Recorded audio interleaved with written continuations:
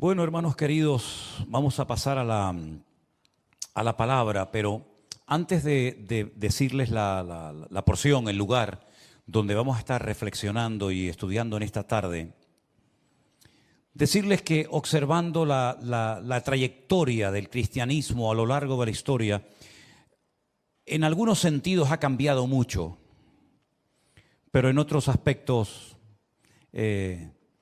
suceden las mismas cosas que ocurrían hace 2000 años en las iglesias locales.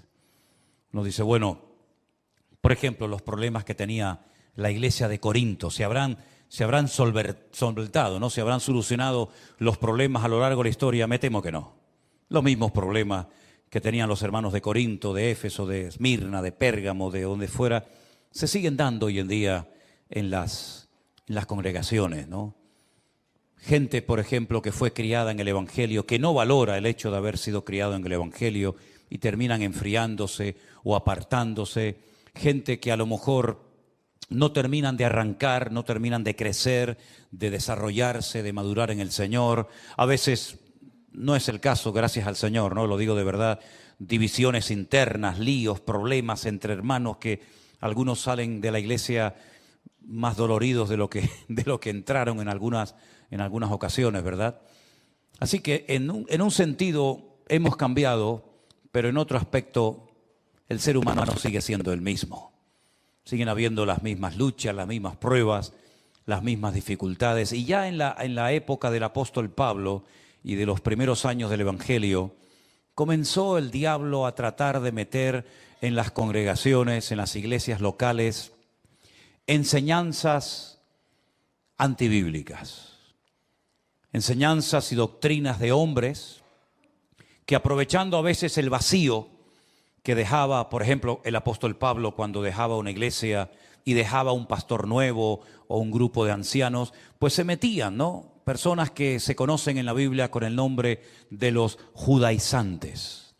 Los judaizantes no digo que no fueran creyentes, no digo que no fueran cristianos, pero eran cristianos fundamentalmente de origen judío, que ellos no terminaban de entender cuál fue el objetivo fundamental de la ley que Dios le dio al pueblo de Israel, que por cierto en estos días están recordando que en el monte Sinaí recibieron la ley, porque se está celebrando en estos días una fiesta que para ellos les recuerda precisamente eso, ¿no? La fiesta de Shavuot es la fiesta del júbilo, de la alegría, de las cosechas, pero también el tiempo en el que recibieron la ley. Para nosotros sería el tiempo de Pentecostés, ¿no? Cuando descendió por primera vez de una forma masiva sobre un grupo de creyentes el Espíritu Santo, ¿no? Llenándolos de una forma diferente a otras ocasiones, ¿verdad? Pero los judaizantes eran personas, ya digo, de origen judío que se metían dentro de las congregaciones y le decían a los recién convertidos de origen no judíos que no era suficiente con creer en Cristo, que había que hacer algo más, que había que añadir aspectos de la ley, circuncidarse, guardar ciertas y determinadas celebraciones. Y claro, Pablo, como buen judío, batalló durante toda su vida en contra de estas doctrinas falsas, mandamientos de hombres, y escribió varias cartas. Yo creo que para mí la más clara en cuanto a este tema es sin lugar a dudas la carta de Pablo a los Gálatas. Léanla, es muy interesante. Pero en esta ocasión nos vamos a la carta de Pablo a los Romanos, al capítulo 6. Si han traído su Biblia o quieren seguir la lectura a través de las pantallas de la iglesia, lo pueden hacer conmigo. En el capítulo 6, a partir del versículo 15, por cierto, eran algunos versículos que yo leí esta mañana en el devocional que tuvimos, dice así la palabra de Dios. Pablo dice, ¿qué pues? ¿Pecaremos porque no estamos bajo la ley, sino bajo la gracia? Él mismo responde a la pregunta. Él dice, en ninguna manera. ¿No sabéis que si os sometéis a alguien como esclavos para obedecerle, sois esclavos de aquel a quien obedecéis, sea del pecado para muerte o sea de la obediencia para justicia? Pero gracias a Dios que aunque erais esclavos del pecado, habéis obedecido de corazón a aquella forma de doctrina a la cual fuisteis entregados. Verso 18. Y libertados del pecado, vinisteis a ser siervos de la justicia. Hablo como humano, por vuestra humana debilidad. que así como para iniquidad presentasteis vuestros miembros para servir a la inmundicia y a la iniquidad, así ahora para santificación presentad vuestros miembros para servir a la justicia. Porque cuando erais esclavos del pecado, erais libres acerca de la justicia. Pero, y este versículo siempre me ha impactado muchísimo. Miren qué pregunta. ¿Qué fruto teníais de aquellas cosas de las cuales ahora os avergonzáis? Porque el fin de ellas es muerte. Mas ahora que habéis sido libertados del pecado y hechos siervos de Dios, tenéis por vuestro fruto la santificación y como fin la vida eterna. Porque la paga del pecado es la muerte, mas la dádiva de Dios es vida eterna en Cristo Jesús, Señor nuestro. Amén, hermanos. Qué porción tan interesante, ¿verdad? Una vez más vemos a Pablo haciendo una especie de paralelismo, de comparación entre el tema de la ley, tema tan conocido para los judíos de antaño y hoy en día, y el tema de la gracia. El tema de la ley, se habla de este tema tanto en lo que llamamos Antiguo como Nuevo Testamento. La ley, ¿quién no sabe lo que es la ley? ¿Verdad? Los 5 primeros libros de la Biblia se aglutinan bajo el nombre de la ley o de la Torá. Los 613 mandamientos, los preceptos, las fiestas, las celebraciones, en fin, todo eso lo sabe. Pero del tema de la gracia no se habla nada en el Antiguo Testamento porque era un tema totalmente desconocido. No se hablaba de gracia de Dios, no se hablaba de evangelio, de buena nueva, se hablaba de ley, ley, ley, ley. Para todo había una ley. Para los agricultores, leyes. Para los ganaderos, leyes. Para los sacerdotes, leyes. Para los soldados, los solteros, las viudas, todo el mundo estaba bajo la ley. Nadie podía hacer nada que no estuviera estipulado y organizado bajo el tema de la ley.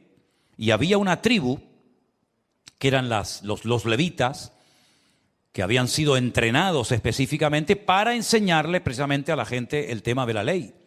Hace unos días también yo leía por la mañana cuando Moisés se levantaba muy temprano a la mañana y comenzaba a atender a la gente del pueblo en sus quehaceres diarios y también a instruirles en la ley. Porque no todo el mundo tenía una Biblia. No todo el mundo podía irse a su tienda de campaña y leer Deuteronomio, Levítico, Números. Eso no existía. Existía un rollo de la ley y Moisés tenía que leer la ley al pueblo y explicar cómo se cumplía esa ley, esos mandamientos, ¿verdad? Y esos levitas se dedicaban única y exclusivamente a enseñar la ley y a ayudar a la gente a la hora de poner en práctica los mandamientos y los preceptos de la ley. Pero en cuanto a evangelio, no se menciona la palabra evangelio. Besorá sería en hebreo, ¿no? No se menciona esa palabra en todo el Antiguo Testamento porque eso vino con Cristo. La buena nueva, el evangelio, la apertura de fronteras, el poder y el deber de llevar la palabra de Dios a toda criatura, a todas las naciones, eso era algo impensable completamente en el Antiguo Testamento. Solamente tenemos que pensar por un instante cuando el Señor le dice a un profeta del Antiguo Testamento, a Jonás, sal de tu tierra, sal de tu cultura y vete al extranjero a predicarle a los de Nínive, ¿verdad? Capital de Babilonia. Vete a predicarles la palabra. Y Jonás dijo, de eso nada. Yo no quiero ir a predicarle a esos impíos, a esos paganos la palabra, porque él sabía que si oían la palabra podían arrepentirse, cosa que sucedió y él no quería que se arrepintieran. Porque si se arrepentían, el Señor iba a perdonar sus pecados. Y él no quería que el Señor les perdonara los pecados, sino que fueran castigados y destruidos. Esa era la mentalidad que había en aquella época. Pero no solamente en aquella época, sino hasta en la misma mentalidad del apóstol Pedro, después de haber estado 3 años con el Señor Jesucristo y de haber escuchado el Evangelio, a él le resultó muy duro, y lo hizo casi obligado, el ir a la casa de un centurión romano llamado Cornelio a predicar el Evangelio, porque no les cabía, no les entraba en la cabeza que ahora también los no judíos, es decir, los gentiles, tuvieran la oportunidad y el privilegio de conocer el Evangelio.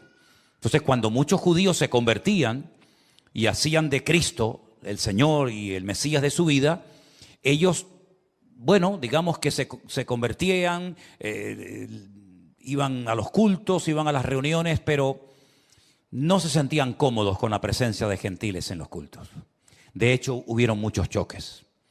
Muchos choques porque los aspectos culturales a veces pesan más que los principios espirituales. De hecho, hay iglesias hoy en día que casi más están bajo la cultura de la raza o de la etnia a la que pertenezcan que realmente al evangelio. No digo que no sean cristianos, pero muchos a la hora de resolver un tema, un asunto, sea cual sea, siempre recurren a un señor que es el que sabe las leyes de su pueblo y casi pesan más a veces que el evangelio. Es increíble. Bueno, pues eso no era nada nuevo. En la época de las primeras congregaciones, pues los judíos llegaban y para comer se lavaban 20 veces las manos. El gentil no se lavaba nunca. El gentil comía carne que previamente había sido sacrificada a los ídolos. El judío ni loco comía esas carnes porque para él eso era pecado mortal. Y por eso se tuvo que hacer una primera reunión donde se juntó todo el liderazgo de la época, el famoso concilio de Jerusalén, Hechos capítulo 15, y tomar una serie de acuerdos para que hubiera armonía, para que hubiera paz dentro de las congregaciones y no se dividieran iglesias, ni se pelearan y se enfadaran hermanos por cuestiones de comida o de tradiciones, etcétera, etcétera. Porque para muchos judíos era impensable que al convertirme, por decirlo de alguna manera, a Cristo, dejaran de practicar la ley. Entonces ellos tenían una lucha interna porque decían, bueno, tenemos que decirle a los recién convertidos, aunque no sean judíos, que tienen también que practicar la ley. Y Pablo emplea aquí una expresión, en el versículo 15 dice, bajo la ley, y dice también, bajo la gracia. Ambas cosas son incompatibles. O estás bajo la ley, o estás bajo la gracia. No puedes estar en ambos sitios al mismo tiempo. Obedeces la ley, o intentas cumplirla, o estás bajo la gracia de Dios. Pablo dice que los que están bajo la gracia, no bajo la ley de Moisés, que la ley de Moisés, dicho sea de paso, era un medio para llegar a un fin y no un fin en sí mismo, como algunos creían y siguen creyendo. Pues el apóstol Pablo dice que cuando estamos bajo el evangelio, bajo la gracia, no es que tenemos licencia para pecar deliberadamente y hacer lo que nos dé la gana. Por eso él dice, vamos a pecar, vamos a quebrantar, vamos a herir y a irritar el corazón de nuestro Dios porque ya no estamos bajo la ley, sino bajo la gracia. Dice, de ninguna manera. No significa que ahora hay barra libre, ¿no? Carta blanca para aquellos que no están bajo la ley de Moisés, sino bajo el evangelio, bajo la gracia, ni muchísimo menos.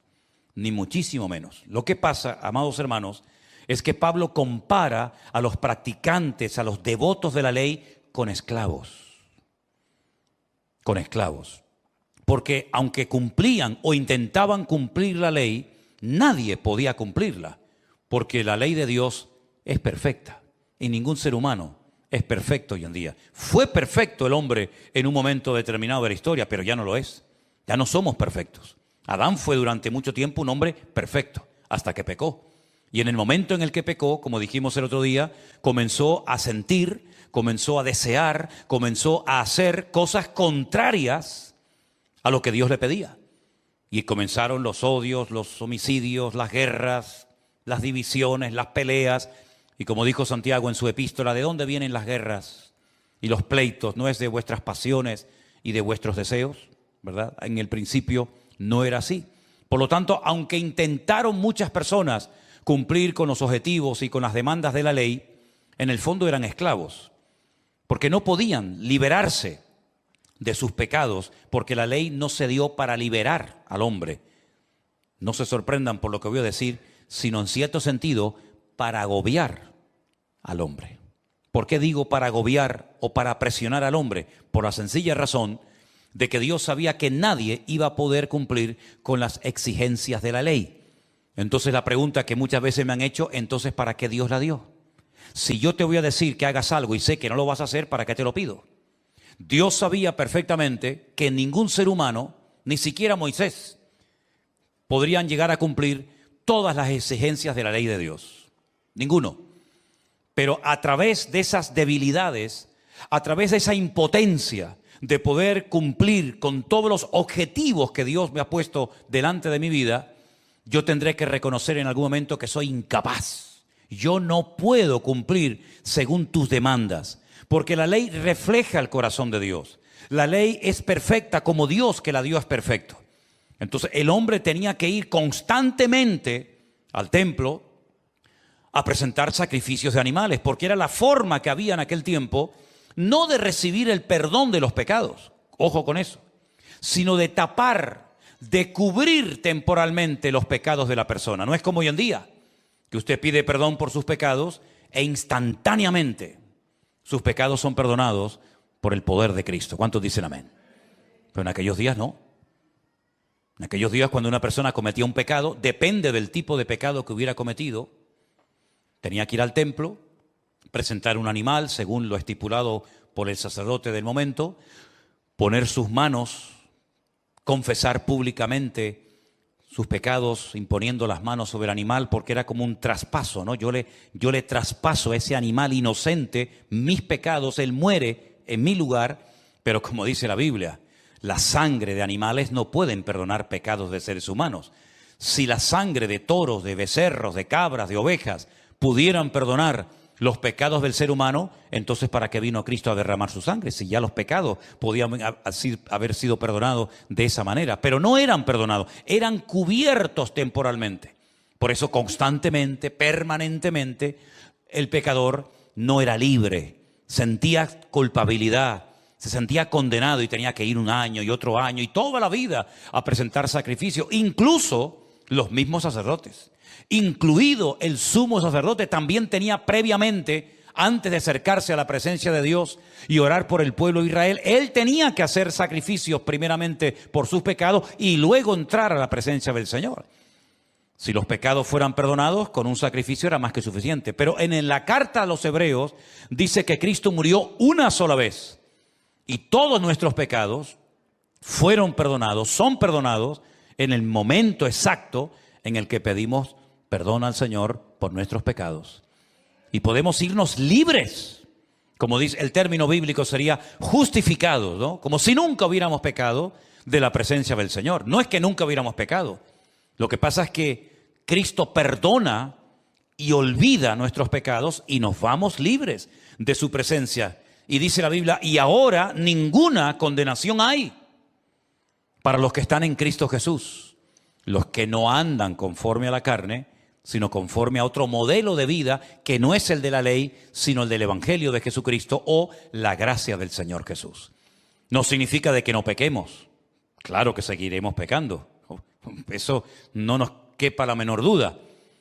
Pero cuando yo pido perdón al Señor por mis pecados, en ese momento mis pecados son perdonados y hasta que vuelva otra vez a pecar, no hay nada que me separe y me condene de la presencia del Señor, cosa que no ocurría en el Antiguo Testamento.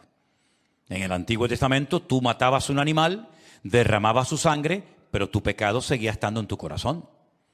Se había tapado temporalmente tu pecado, es como un paño, ¿no?, que tapa la suciedad, pero lo levantas y la suciedad está ahí abajo. Pero en el Nuevo Testamento, con Cristo, no ocurre eso. Cristo no pone un paño viejo en vestido nuevo, sino que Él perdona completamente todos y cada uno de tus pecados, por horrendos, por horribles que sean.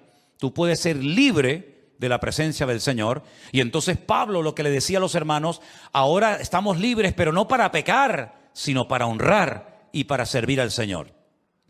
Él dice, ustedes eran esclavos de la ley, ustedes eran esclavos de sus pasiones y deseos, pero ahora, parece mentira, seguimos siendo esclavos, seguimos siendo siervos, pero ahora de la justicia. Ahora siervos no por imposición, ahora siervos por amor, ahora siervos por agradecimiento a un Dios que ha limpiado todos y cada uno de nuestros pecados, y como lo amamos tanto, queremos servirle y no nos importa, como decía Pablo, siervo de Jesucristo por la gracia de Dios. ¿Cuántos dicen amén? Tremendo, ¿no? Ahora, es interesante notar que antes de la ley, porque algunos dirán, bueno, pero la ley vino con Moisés. Pero antes de Moisés vivieron millones de personas. ¿Y esa gente cómo hacía? No había sacrificios, pero no había ley que cumplir. Bueno, hablemos por un instante de un personaje que nos va a ayudar mucho a entender cómo un ser humano puede llegar a ser justificado sin necesidad de ser observante o practicante de la ley. Hablemos, por ejemplo, de Abraham. Lo conocemos todos, ¿sí o no? Aquel hombre que no era judío. Abraham no era judío. ¿A qué tribu pertenecía Abraham? A ninguna. Si el pueblo de Israel no existía cuando él fue llamado. Él vivía en la zona de lo que se conoce como Mesopotamia, entre el río Tigris y Éufrates, ¿verdad? Y él es llamado para que salga de esa zona, de esa región del mundo, y comience a caminar en dirección a lo que conocemos como Canaán, o la tierra prometida. Y a él se le llega a conocer como el hebreo, porque la palabra hebreo, al principio, se refería al que venía detrás del río. Es decir, había un río, unos ríos enormes, gigantes, y cuando alguien pasaba de allí a este lado del mundo, se le llamaba hebreo. ¿Por qué? Porque ha pasado el río. Y a Abraham se le llamó hebreo, nunca se le llamó judío, nunca se le llamó israelita, porque el pueblo de Israel aún no había nacido. La ley vino 400 años después de la muerte, después de la vida del patriarca Abraham. Pero sin embargo la Biblia dice que él llegó a ser el padre de la fe. Y él llegó a tener el título de amigo de Dios. Y en la ley nunca nadie fue llamado amigo de Dios ni padre de la fe. Pero Abraham sí, y nunca cumplió la ley. Y no solamente eso, sino que a Abraham se le hicieron promesas sin necesidad de estar bajo la cobertura o la práctica de la ley. Promesas que después serían aplicables al pueblo de Israel y a toda la cristiandad a lo largo de la historia. Luego las promesas vinieron antes de la ley. El pacto que Dios hace, lo hace con Abraham mucho antes de la ley. Abraham dice que fue justificado no por las obras, no por practicar la ley, sino por la fe. Dice la Biblia que Abraham fue justificado, y repito, no era judío, no pertenecía a ninguna de las tribus de Israel, pero él llegó a ser justificado por la fe. Las promesas que se le hicieron a Abraham, que le dieron a Abraham, son promesas tremendas, que están en pleno vigor en el día de hoy. Por lo tanto, fíjense el orden cronológico de la Biblia. Primero hay un hombre que llega a ser amigo de Dios, padre de la fe, en ciertos sentidos padre de todos los creyentes. Incluso padre de árabes, de judíos y de cristianos, porque todos estamos entroncados de una manera u otra con Abraham. Y sin embargo nunca practicó la ley.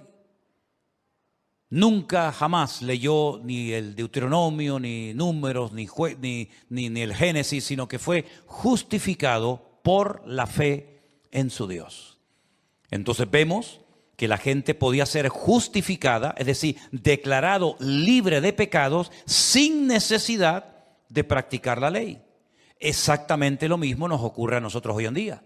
Por eso podemos decir que somos hijos de Abraham, porque no somos hijos de la ley de Moisés, sino somos hijos de la promesa que Dios le dio a Abraham de que a través de su descendencia, de uno de su descendencia, serían benditas todas las naciones de la tierra.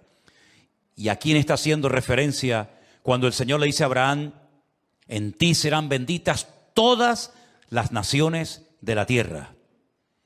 Pues está hablando nada más y nada menos que de nuestro Señor Jesucristo.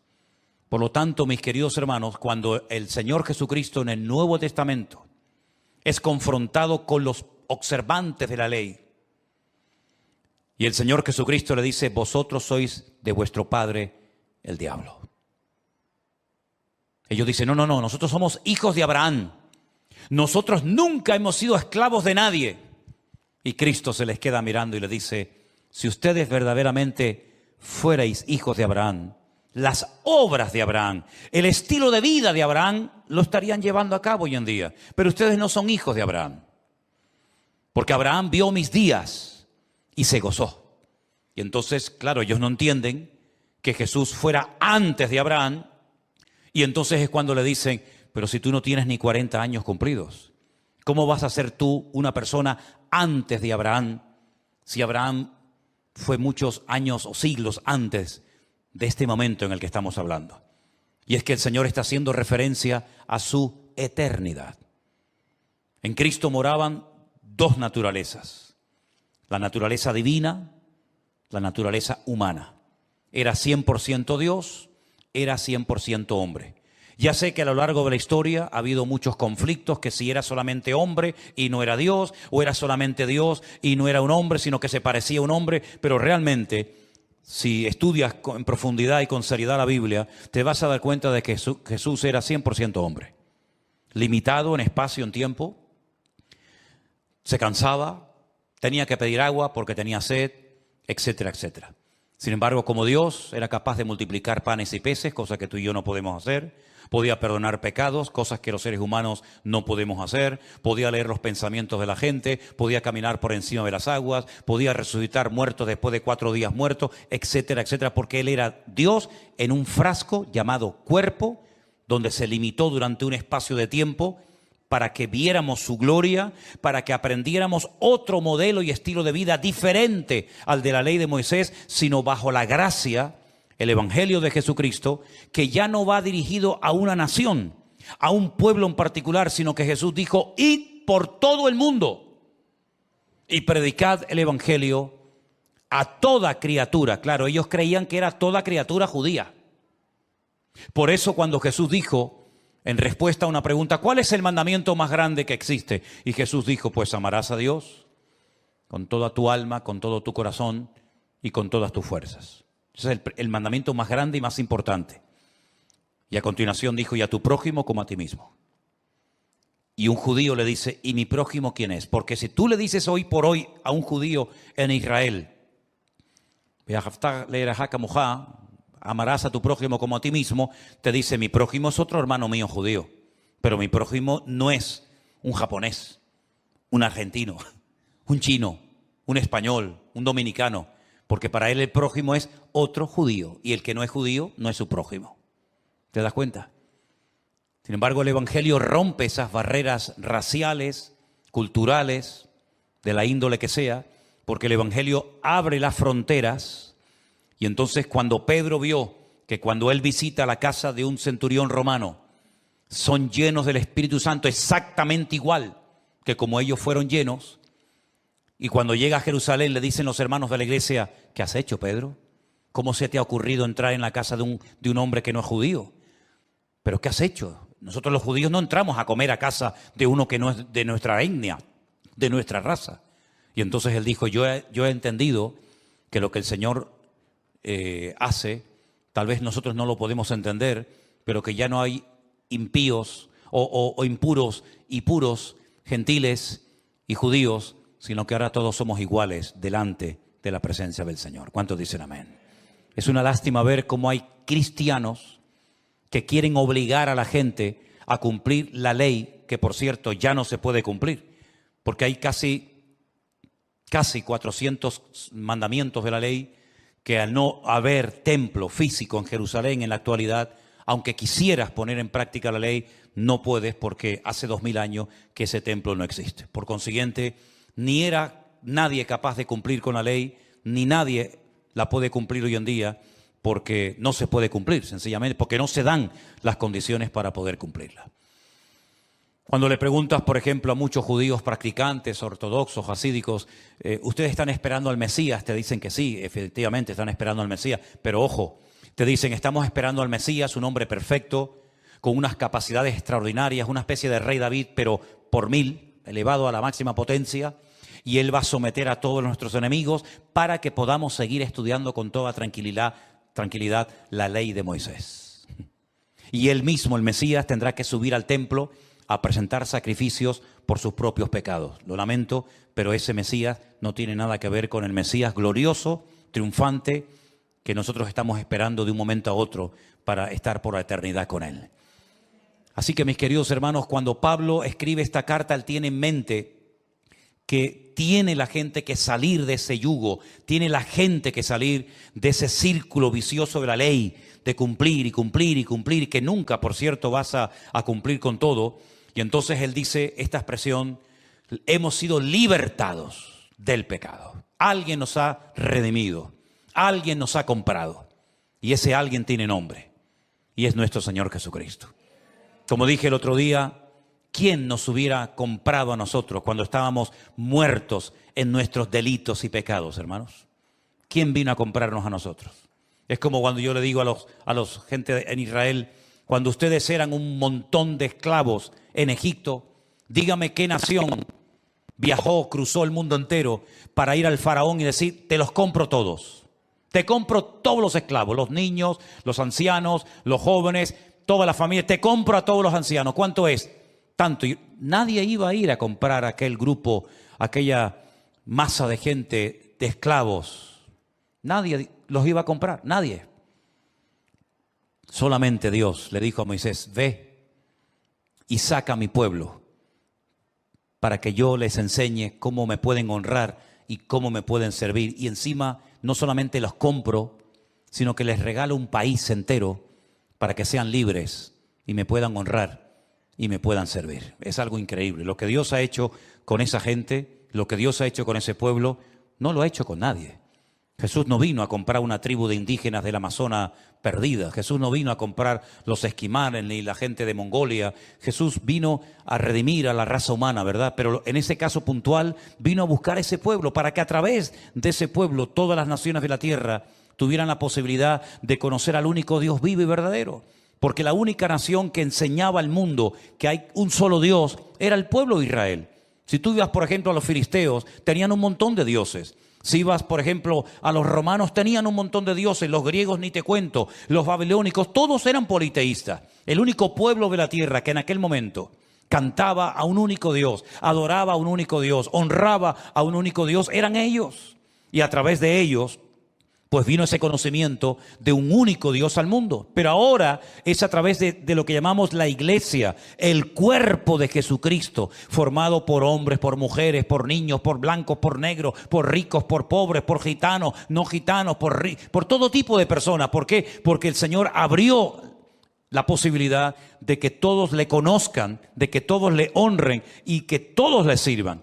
Por eso cuando el apóstol Pablo se entera de que se están metiendo en la iglesia judaizantes, gente que dice, sí, todo eso está muy bonito, todo eso está muy interesante. La obra de Cristo maravillosa, su muerte, su resurrección, pero aparte de todo eso, tienen que volver a cumplir la ley de Moisés. Y entonces ustedes pueden leer con detenimiento esta noche, en Hechos capítulo 15, cuando se levanta Pedro y le dice, ¿pero qué estáis haciendo, amados hermanos? Vamos a poner en el cuello de los gentiles una ley que ni nosotros ni nuestros padres pudieron cumplir. ¿Pero qué estamos haciendo? Vamos a poner unas cuantas normas de convivencia para que haya armonía, para que haya unidad entre los hermanos, pero no estemos obligando a la gente a cumplir la ley porque no la van a poder cumplir, queridos hermanos. La ley, el único que la pudo cumplir y nos liberó de ese yugo, ¿saben quién fue? Nuestro Señor Jesucristo, el autor de la vida, el que nos ha comprado y redimido con su sangre y nunca más nos echará en cara los pecados que hemos cometido. ¿Cuántos dicen amén? Ahora bien, una persona que había sido criada toda la vida en la ley, de repente se encontraba con un estilo de vida nuevo. Es como si nos cogen a nosotros y nos llevan a vivir con los esquimales. Tenemos que aprender a vivir de nuevo. Tenemos que aprender nuevas formas de comer. Tenemos que aprender a vestirnos de una forma diferente, hablar de una forma diferente. Ya nuestra casa no va a ser nunca como ha sido. Ahora viviremos rodeados permanentemente de hielo por la mañana, por la tarde, por la noche. Tendremos que ir a cazar alguna foca para comernos el hígado crudo para no morirnos de frío. ¿Sí o no? Alguno dice, qué asco. Tendríamos que aprender un nuevo estilo de vida. O si nos cogen y nos llevan a una tribu del Amazonas o nos llevan a China. Es todo diferente, exactamente igual ahora es con Cristo. Todo es diferente. Antes era el ojo por ojo, el que la hace me la paga. Ahora Jesús dijo, bendecir al enemigo. Si te pide un vaso de agua, dásele un vaso de agua. Y dice, Dios mío, entonces, ¿qué es más difícil? ¿Estar bajo la gracia o estar bajo la ley? ¿No te gustaría en algún momento puntual de la vida, no digo siempre, pero ¿no te gustaría en algún momento estar bajo la ley? ¿No? ¿No te gustaría en algún momento haber sido un soldado del rey David? A mí me encantaría. A mí me hubiera encantado. Pero ahora el Señor dice, guarda tu espada, Pedro. A David le decía, saca tu espada. A Pedro dijo, guárdala, porque el que a espada mata, a espada muere.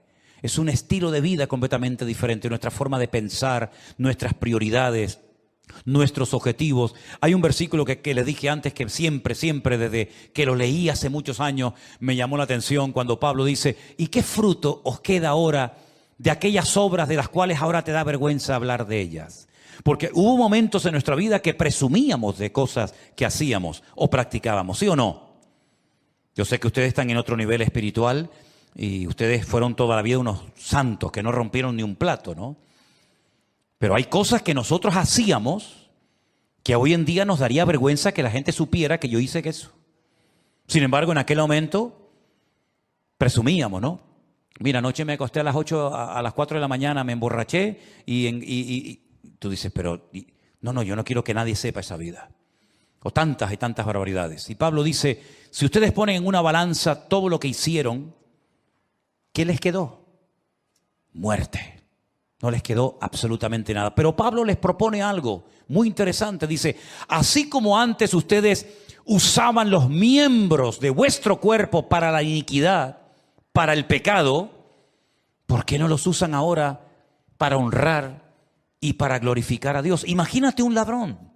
Imagínate a alguien que se dedicó toda la vida a robar, un carterista, un genio, te roba la cartera y ni te enteras, te quitó el reloj y ni te diste cuenta.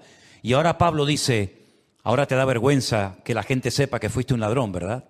¿Por qué no utilizas esas manos ahora para salir a la calle y regalar evangelios? O para saludar a los hermanos, o para ayudar a una persona que se ha caído. Con las mismas manos que antes hacías daño, ahora puedes hacer mucho bien. O con las piernas que utilizabas para ir a hacer daño a los demás o hacer cosas de las cuales te avergüenza. ¿Por qué no vas ahora por el mundo predicando la palabra? En otras palabras, el Señor nos da la posibilidad, no de arreglar lo que hemos roto, porque en algunos casos ya el pasado ya está. Pero como alguien dijo, no podemos arreglar el pasado, pero no arruinemos ni el presente ni el futuro. Porque ahora en Cristo nuestra meta, nuestro objetivo es otro completamente diferente al que teníamos antiguamente.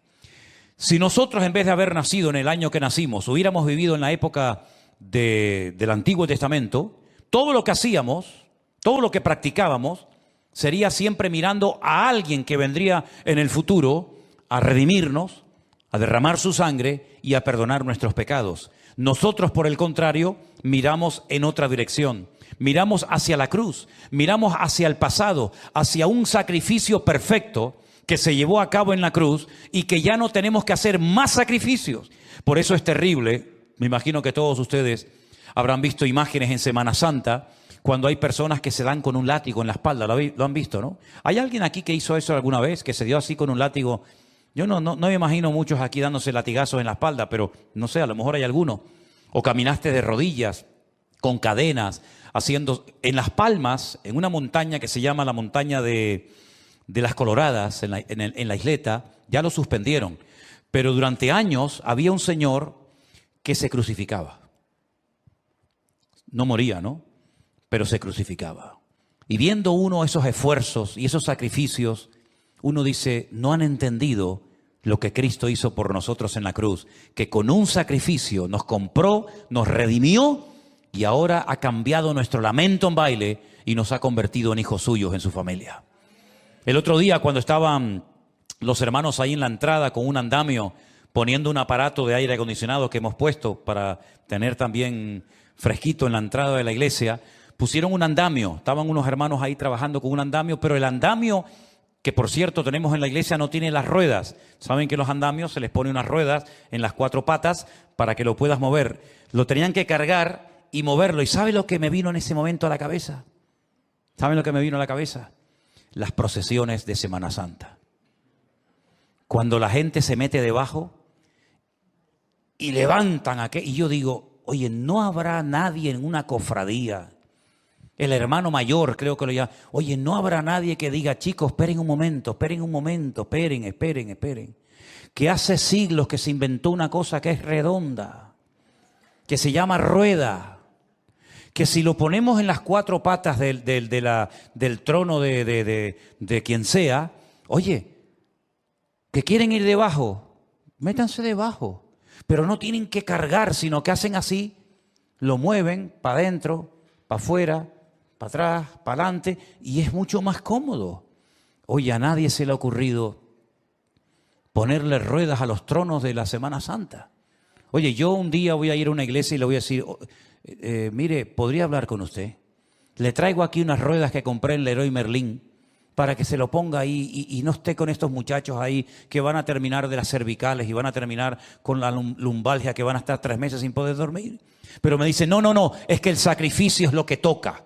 Si pone ruedas ya no hay gracia, porque lo que tiene que ser es el sacrificio. Pero no nos damos cuenta de que el mayor sacrificio que lo hizo Cristo por nosotros ya ha sido hecho y ya no tenemos que añadir nada, porque el añadir sacrificio es decir, estuvo bien lo que hiciste, pero te quedaste corto. Hay que añadir algo más. Gloria a Dios que no hay que añadir ni quitar nada al Evangelio, hermano. Hemos sido salvos por la gracia de Dios. Y si usted ahora se quiere, en el buen sentido de la palabra, sacrificar, no lo haga para obtener méritos para la salvación de su alma o para el perdón de sus pecados, sino para ayudar a una persona, para predicar la palabra, para extender el reino de Dios, pero nunca añadiéndole a la obra de Cristo, porque la obra de Cristo no tenemos que añadirle ni quitarle nada, porque es perfecta. ¿Cuántos dicen amén?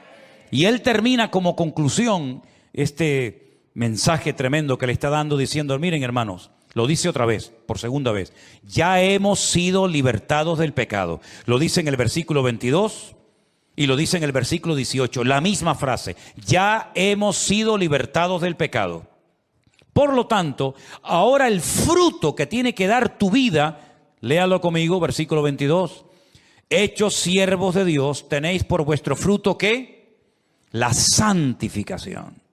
Ese cambio progresivo que se tiene que producir en la vida de todos y de cada uno de nosotros. Si no sabes lo que es la santificación, piensa en lo que el otro día hablamos acerca de lo que se llama el fruto del Espíritu Santo. ¿Te acuerdas? Gálatas 5, verso 22-23. Mas el fruto del Espíritu es, si lo saben, díganlo conmigo, amor, gozo, paz, paciencia, benignidad, fe, mansedumbre, templanza. Contra tales cosas no hay ley. Ese es el fruto que ahora tú y yo tenemos que dar. Cada día tener más amor, cada día tener más misericordia, cada día tener más fe, cada día tener más mansedumbre, etc. Ese es el fruto que tenemos que dar, ningún otro. Y finalmente dice, y el fin, ¿saben cuál es? La vida eterna. El fin no es practicar la ley para ver si Dios perdona mis pecados. No, porque te repito, la ley no era una meta. La ley era un medio para llegar a un objetivo. Y el objetivo es Cristo.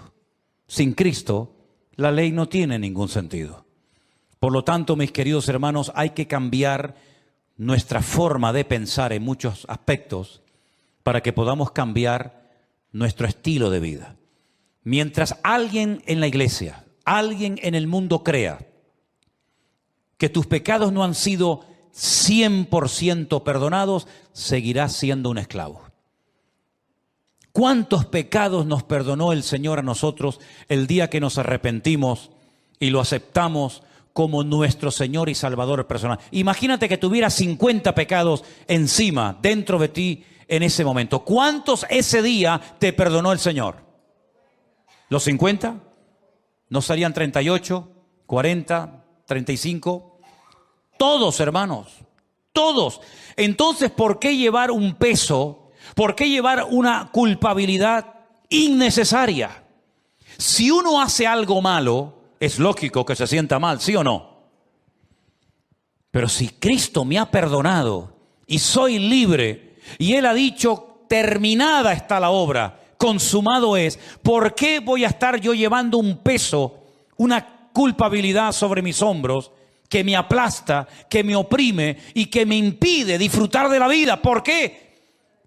Porque no termino de creer, no termino de aceptar que la obra de Cristo fue perfecta y completa. Amén, hermanos. Porque hay hermanos que viven angustiados y preocupados y cargados y tristes. Y hasta yo me atrevería a decir, fíjate tú, hasta amargados. Porque no se perdonan. Es que mira lo que hice, es que mira lo que hice, es que yo fui muy malo, yo hice mucho daño a la gente, yo hasta gané dinero con algunas cosas que hice mal y tal. Pero bueno, ¿hasta cuándo vas a estar así? ¿Hasta cuándo vas a estar así? Y el que vendía droga y algunas personas por consumirla murieron. ¿Ahora qué? Este muchacho ya no tiene esperanza, va a vivir toda la vida como un amargado. No, mira, el Señor le perdona sus pecados. Y el que vendió mercancía en mal estado diciendo que era la mejor del mundo y has pedido perdón al Señor. Y hasta a lo mejor has podido reconciliarte con alguien de los que engañaste o manipulaste. Pues ya está, borrón y cuenta nueva. Dice la Biblia que el que está en Cristo, el que está, no el que quiere, el que está, tiempo presente, el que está en Cristo es una nueva criatura. Las cosas viejas, el pasado, pasado es. He aquí todo es hecho nuevo. Hasta que tú no te perdones a ti misma, tú no vas a ser feliz. Puedes venir a la iglesia, puedes cantar, puedes ofrendar, lo que tú quieras. Pero no se trata de eso. Se trata de decir, Señor, gracias, porque por fin, como dice el texto que tenemos aquí arriba, conoceréis la verdad y la verdad os hará libres. Eso es lo que necesitamos, hermanos, para poder vivir una vida cristiana victoriosa. Libertad. Libres de mis amarguras, de mis complejos, libres de mis temores. Porque a veces hablando con algunos cristianos, digo, pero ¿cómo tienen tanto miedo a cosas que no existen? Hay gente, cristianos, hablando con ellos, que me dicen, es que tengo miedo al día de mañana. Y yo cuando me dicen eso miro así para todos los lados y le digo, ¿y ese dónde está? ¿Dónde está el día de mañana? Preséntamelo, tráemelo, quiero conocerlo. No existe el día de mañana. Más bien dice el Señor, basta a cada día su propio afán. No existe el día de mañana, no existe. Hoy es jueves, por lo menos ahora mismo aquí en Canarias. Hoy es jueves, el viernes ya vendrá si es que viene. El pasado, ¿dónde está? Vamos a buscar al pasado. Vamos a traerlo el domingo cada uno y presentarlo a la iglesia. Mira, te presento mi pasado. No existe. ¿No os habéis dado cuenta? Esto es tremendo, porque la carta de Pablo a los romanos eso es una joya. Es una de las cartas más profundas de las que escribió Pablo. Y eso que no fue nunca pastor de esta iglesia, pero conocía a muchos hermanos de ahí. Cuando tú llegas al capítulo 8, él comienza a mencionar un montón de cosas que en un momento determinado te pueden poner nervioso. Por ejemplo, él dice, principados, potestades, son demonios. Demonios a los que tú serviste, demonios a los que tú honraste, pero que como ya no los honras a ellos ni les sirves, sino que ahora honras. Así que, queridos hermanos, dígale al miedo, adiós, adiós. Vete a molestar a otro, a mí no. Ni el pasado, ni el futuro, ni el presente, ni ninguna cosa creada. Porque uno puede decir, sí, pero no mencionó esto, Pablo se lo olvidó. Pero para que la lista sea completa, dice, ni ninguna cosa creada. Es decir, todo lo que existe ya fue creado por el Señor y no se va a crear nada más, Ya todos los demonios ya están creados, todos los ángeles, todos los principados, todas las potestades. Dios no va a hacer una nueva creación. Entonces puede decir, claro, cuando vengan cosas nuevas que Dios va a crear o el diablo, entonces sí que voy a tener temor. Dice Pablo, ninguna cosa creada, ya se acabó la creación. Dios terminó el sexto día la obra creadora y ya no se va a crear nada más. Así que no tienes que tenerle miedo absolutamente a nadie. Yo sé que están surgiendo cosas nuevas por ahí, pero nos da exactamente igual, porque nosotros estamos libres en Cristo Jesús. La paga del pecado era la muerte, ya lo sé, pero dice aquí el regalo, la dádiva de Dios es vida eterna en Cristo Jesús, Señor nuestro. ¿Cuándo empezó esa vida eterna? El día que te convertiste. Claro, hay un paso, hay una parada por el camino para entregar el cuerpo, ¿sabes? Entregamos el estuche, pero el alma y el espíritu vuelve a Dios y estaremos por la eternidad con Cristo. Así que comiencen, hermanos, a disfrutar de su relación y de su comunión con el Señor, y no se pongan nerviosos por nada ni por nadie, porque el Señor nos dice que sois más que vencedores. ¿Cuántos dicen amén? Póngase de pie conmigo en esta noche, mi hermano querido. Interiorice estas verdades, créalas, aplíquelas a su vida cada día, y usted va a poder vivir en lo que Pablo dice también, la libertad gloriosa de los hijos de Dios. Bueno, puede ser que a lo mejor el Señor le ponga en su corazón el ir a alguien a pedirle perdón. Eso no hay ningún problema en eso. Porque una cosa son las ofensas, de las cuales habla la Biblia, y otra cosa son los pecados. Yo no le tengo que pedir perdón a nadie para que me perdone mis pecados, pero a lo mejor las ofensas sí. Y por eso dice, confesaos vuestras ofensas unos a otros, porque nos podemos ofender, pero los pecados solamente quien los puede perdonar es el Señor.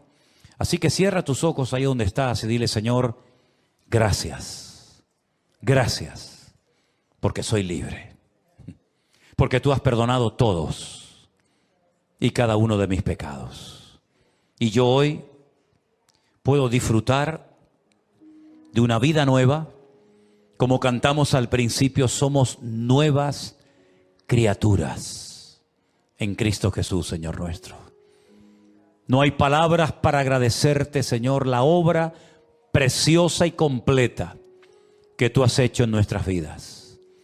Ayúdanos a comunicar este tremendo mensaje a las naciones de la tierra.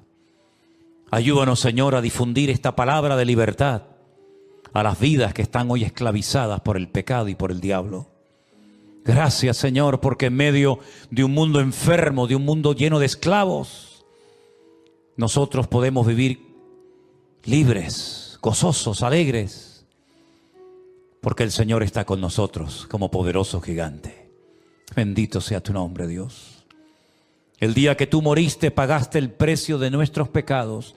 Y el día que tú resucitaste, Señor, delante del Padre, el acta de los decretos que nos era contraria quedó rota para siempre. Aleluya.